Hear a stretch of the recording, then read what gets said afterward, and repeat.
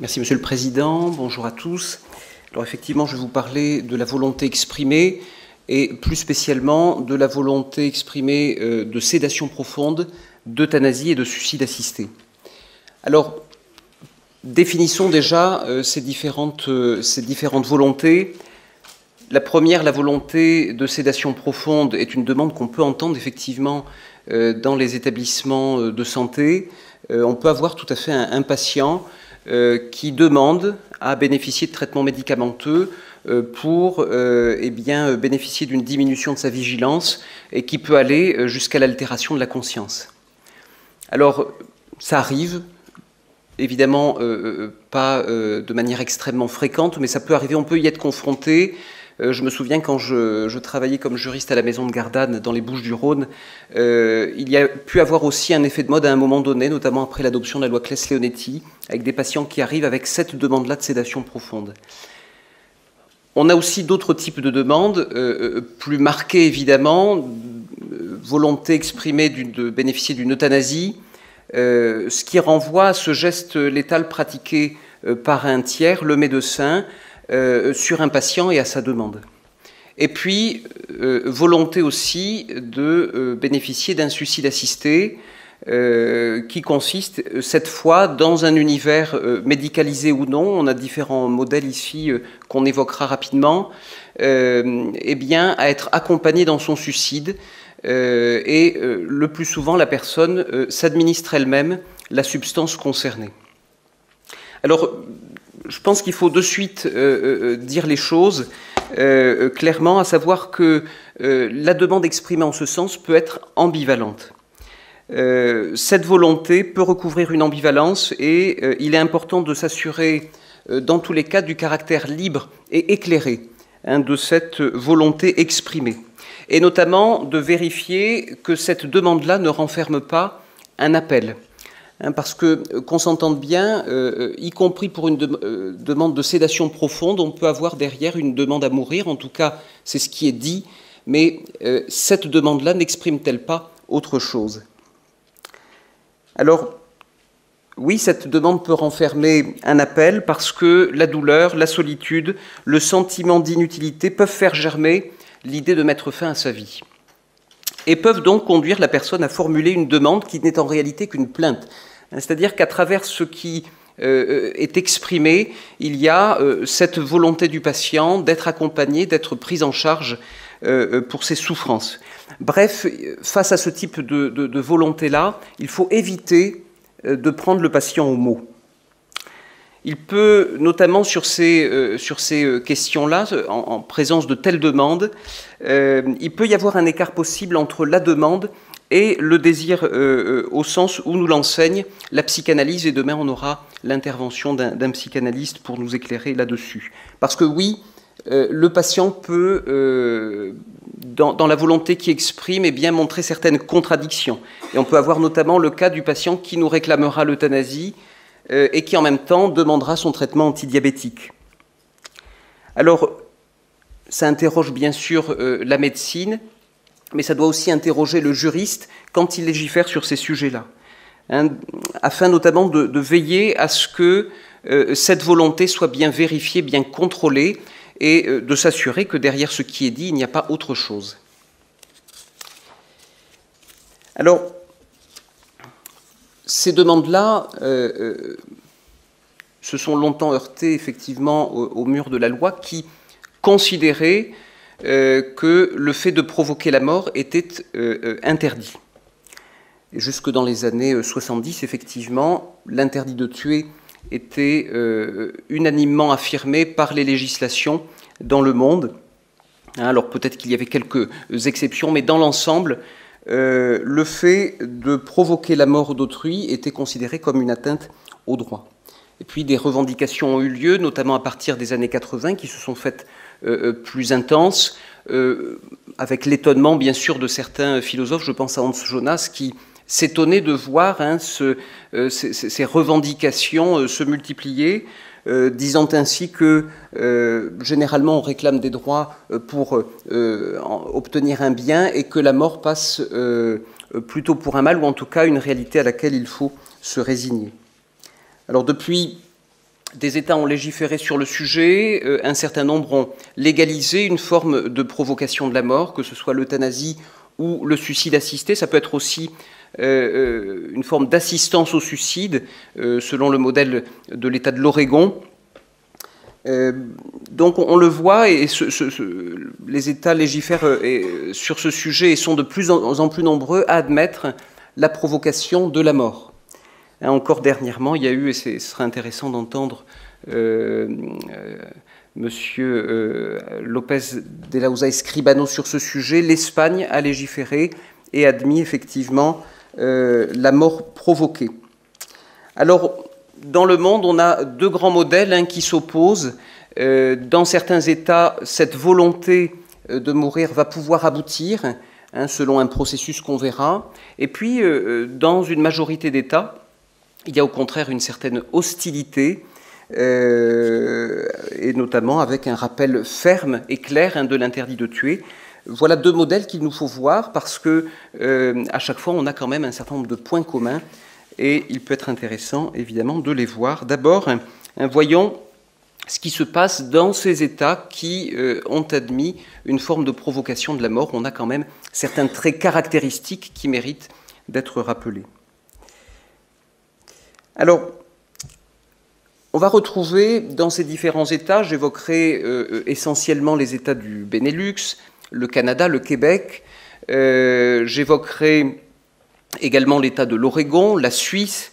On a des traits caractéristiques, et ça concerne certaines conditions de fond et des conditions de forme que l'on verra successivement. Sur les conditions de fond qui concernent la personne concernée, certaines souffrances sont évoquées, qui reviennent fréquemment. Voilà, voyons de plus près cette souffrance du sujet. On peut définir la souffrance comme l'état de celui qui souffre, qui éprouve une peine de corps ou d'esprit. Et dans ces états-là, la souffrance est bien souvent une condition d'accès à la provocation de la mort. Alors, ces souffrances peuvent être d'origine physique. On va retrouver par exemple dans les rapports aux chambres législatives de la Commission belge de contrôle et d'évaluation de l'euthanasie certaines souffrances d'origine physique qui sont évoquées. On peut citer notamment les plaies et paralysies, les transfusions répétées, la dyspnée, la dysphagie, l'occlusion intestinale. Bref, il y a un ensemble ici de symptômes d'origine physique qui sont évoqués. Et puis, dans ces rapports de la Commission belge de contrôle, on va retrouver aussi un certain nombre de souffrances d'origine morale. Cette souffrance morale qui est passion de la conscience en tant que conscience, pour reprendre les mots de Madame Russier. On va retrouver, parmi celles qui sont citées dans ces rapports-là, j'ai relevé quelques termes, l'humiliation de la dépendance, la vision de sa propre déchéance, la solitude, l'impossibilité de réaliser des projets d'avenir. Bien souvent, on retrouve sur une même personne des souffrances d'origine physique et des souffrances d'origine morale. Les législations étrangères concernées, de manière générale, ont posé comme condition à la réalisation de l'euthanasie ou du suicide assisté l'existence de souffrances physiques ou psychiques constantes et insupportables. Voilà deux qualificatifs importants qu'on retrouve. Alors, c'est vrai pour la loi belge, dans un article 3, paragraphe 1, c'est la loi du 28 mars 2002. On va retrouver ces mêmes conditions dans l'article 2 de la loi luxembourgeoise du 16 mars 2009, dans l'article 26 de la loi québécoise du 10 juin 2014. Des souffrances physiques ou psychiques constantes et insupportables, à chaque fois le même vocable. Alors attention, dans ces différentes législations, on remarquera effectivement qu'il est attendu que le patient évalue la souffrance qu'il éprouve. C'est lui qui doit faire état, je cite les textes, doit faire état de ses souffrances. Et la loi québécoise est très claire aussi, c'est la personne qui juge, je cite, le caractère intolérable.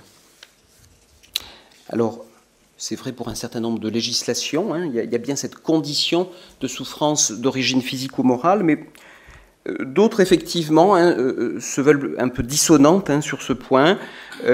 Certaines législations se bornent à exiger l'incurabilité, une maladie incurable, et l'imminence de la mort, en ne faisant pas mention, du coup, des souffrances éprouvées. C'est le cas de l'État de l'Oregon.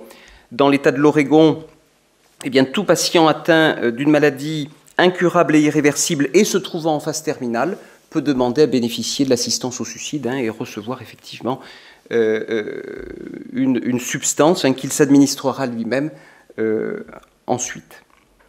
Et puis on va retrouver la même chose en Suisse. En Suisse, où il est seulement fait état d'une maladie grave et incurable. Et j'ai eu la curiosité d'aller voir sur les sites d'associations qui accompagnent ces demandes de suicide assisté en Suisse. Effectivement, on peut bien sûr se prévaloir d'une souffrance d'origine physique ou morale, mais ce n'est pas une condition nécessaire. Une maladie grave et incurable, ainsi qu'un handicap intolérable suffisent pour être accompagné dans son suicide. Voilà pour la souffrance du sujet. Autre condition de fond, le sujet souffrant. Le sujet souffrant, c'est généralement, pas toujours, généralement un majeur qui est doté de discernement. On va retrouver ça effectivement, par exemple, dans la loi luxembourgeoise. Il faut avoir 18 ans, il faut être doté de discernement pour bénéficier d'une mort provoquée.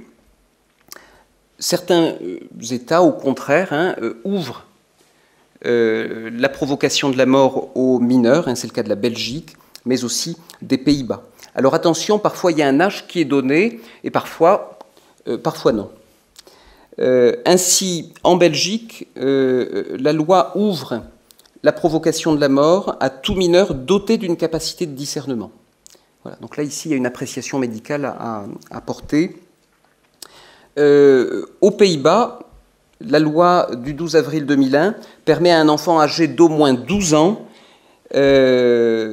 d'accéder à l'euthanasie ou au suicide assisté. Et si l'enfant concerné a au moins 16 ans, il peut se dispenser de l'accord parental. Parce qu'effectivement, quand on a entre 12 et 16 ans, aux Pays-Bas, l'accord des représentants légaux est requis. Alors voilà, on voit effectivement en tout cas qu'on a un certain nombre de conditions communes, avec quelques nuances selon les États, mais dans ces États qui ont légalisé une forme de provocation de la mort, euthanasie, suicide assisté ou assistance au suicide. Et puis ensuite, on a des conditions de forme dans ces différents États-là, parce qu'il faut bien contrôler la volonté exprimée de mourir. Il faut notamment s'assurer de l'absence de pression ou de contrainte dans cette volonté-là. Alors on a fréquemment un contrôle a priori et un contrôle a posteriori qu'on va voir.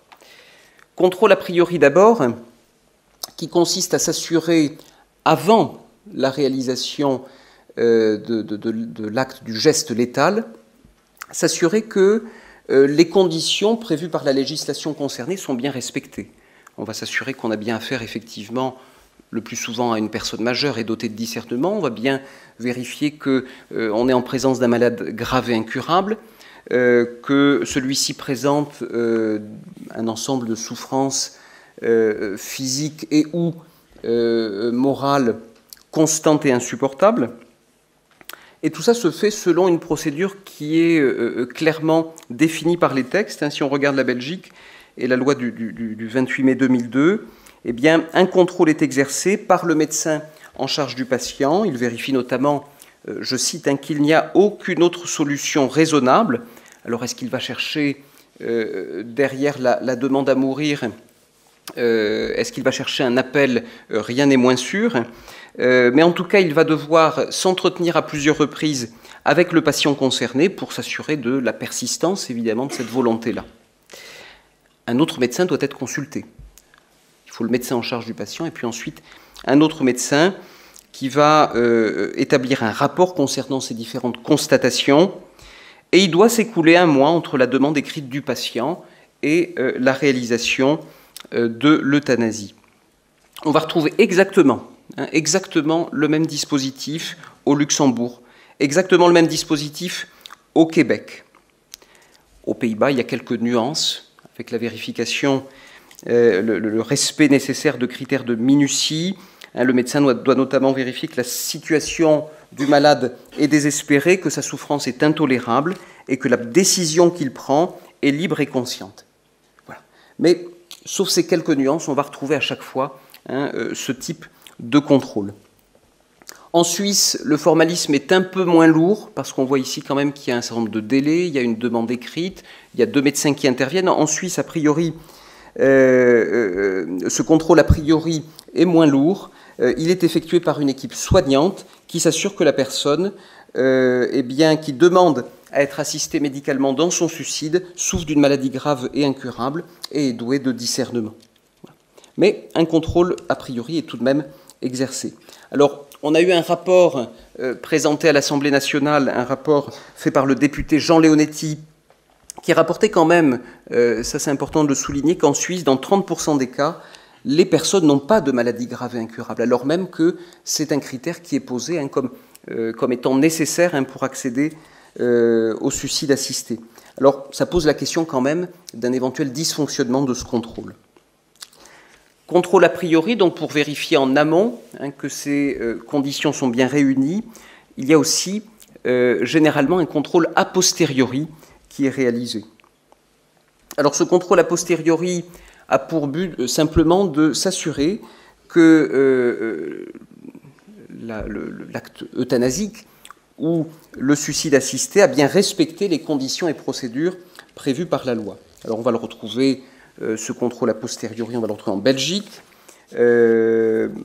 Alors même si un certain nombre d'études ont montré quand même les défaillances de ce contrôle a posteriori, la Cour européenne des droits de l'homme, d'ailleurs récemment, a même condamné la Belgique à ce propos, parce que le contrôle a posteriori était défaillant.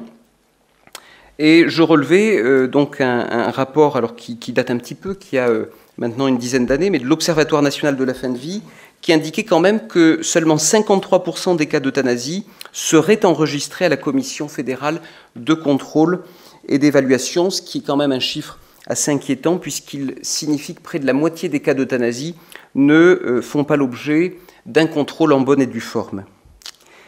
Lorsque la commission de contrôle en Belgique est saisie d'un cas, elle doit procéder à une vérification de sa légalité et elle va statuer dans les 2 mois.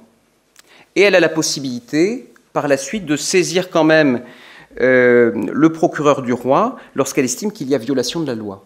Alors, ce qui est intéressant, c'est de lire les rapports et de voir quelle est la fréquence, en tout cas, de ces transmissions.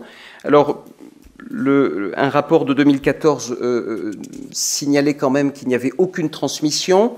J'ai vu que dernièrement, dans le dernier rapport de 2021, il y avait eu une transmission, mais on voit bien ici que c'est marginal. Alors, soit les euthanasies sont réalisées de façon parfaite, en tout cas au regard des textes législatifs, soit il y a un souci effectivement au niveau de ce contrôle.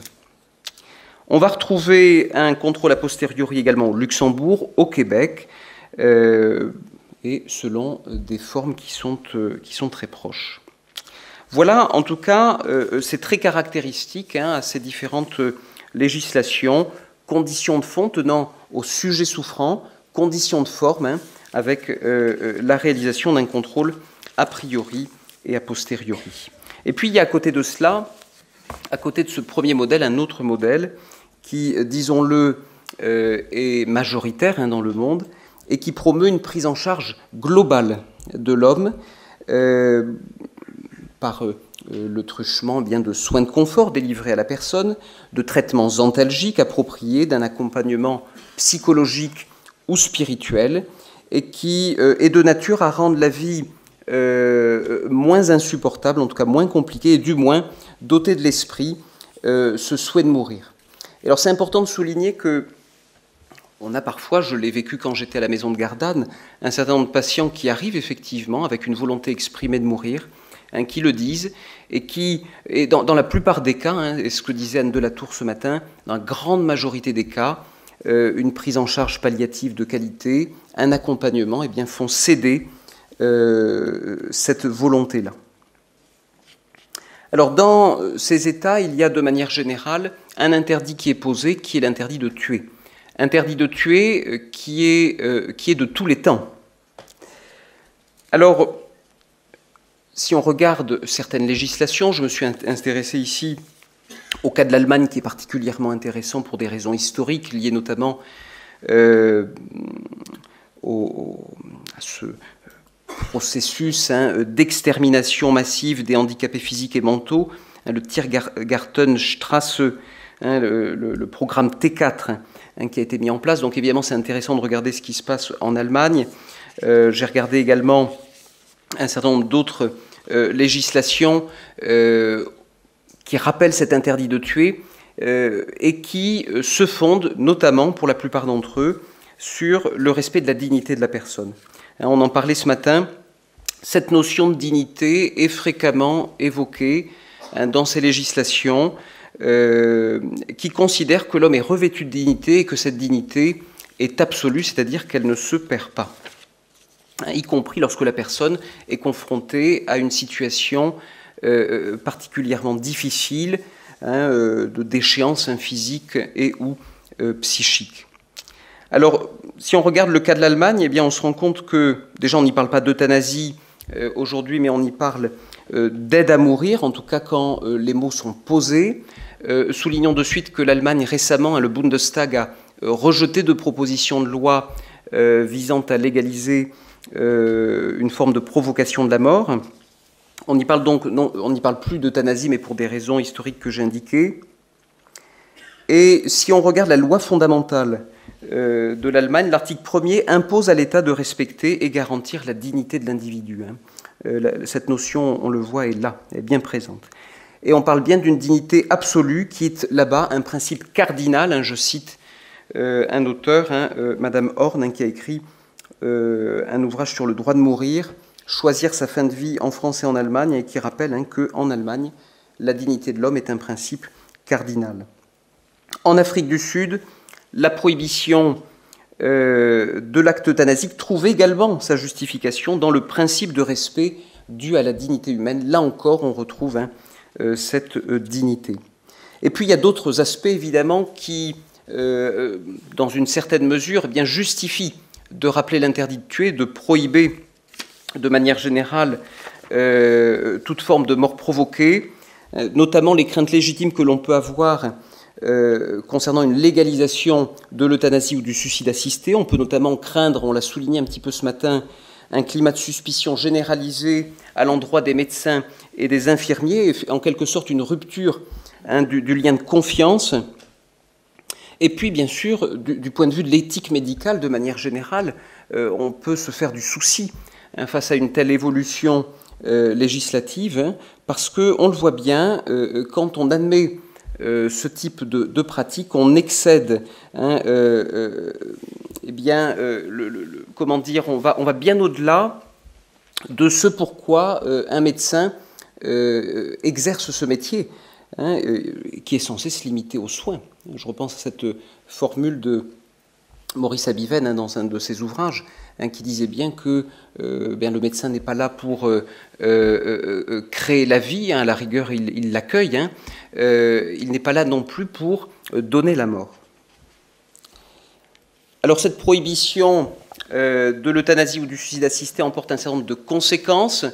Dans la plupart des États qui maintiennent fermement l'interdit de tuer, on a des sanctions pénales.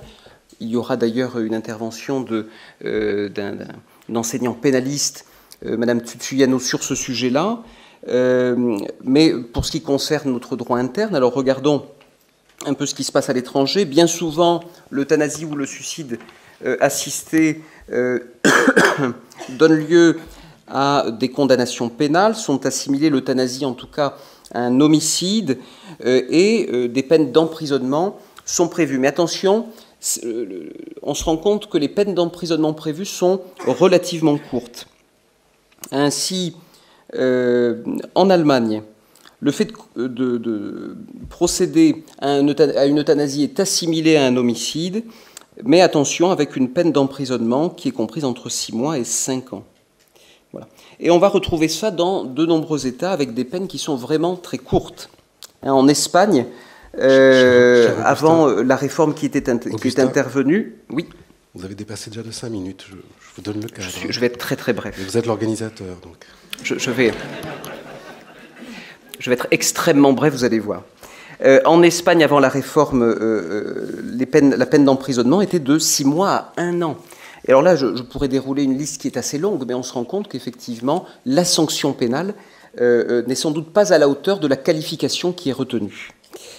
Et pour en terminer, vraiment quelques mots, on peut dire que dans ces différents États, il y a un souci, alors évidemment avec les moyens du bord, et on sait bien que les soins palliatifs ne se développent pas comme on le voudrait de par le monde, mais il y a quand même un souci qui est commun, qui est de prendre en charge convenablement la souffrance du malade à travers des traitements qu'on peut qualifier d'ordinaires, le recours à des antalgiques et à des sédatifs, et parfois des traitements qu'on peut qualifier d'extraordinaires parce que nécessitant la mise en place d'une procédure spécifique, parfois même la collégialité comme on l'évoquait ce matin, et à savoir donc le double effet qui consiste effectivement à recourir à des traitements antalgiques et sédatifs en cherchant à soulager le malade, mais avec ce risque-là évidemment qu'il décède. Et puis c'est la sédation profonde continue maintenue jusqu'au décès, ainsi on regarde le cas de la France. Alors on peut finir avec simplement une petite question qui peut nous éclairer, en tout cas nous amener à réfléchir dans le cadre de ce débat. La vie ne mérite-t-elle pas de s'éteindre comme une chandelle? Merci de votre attention.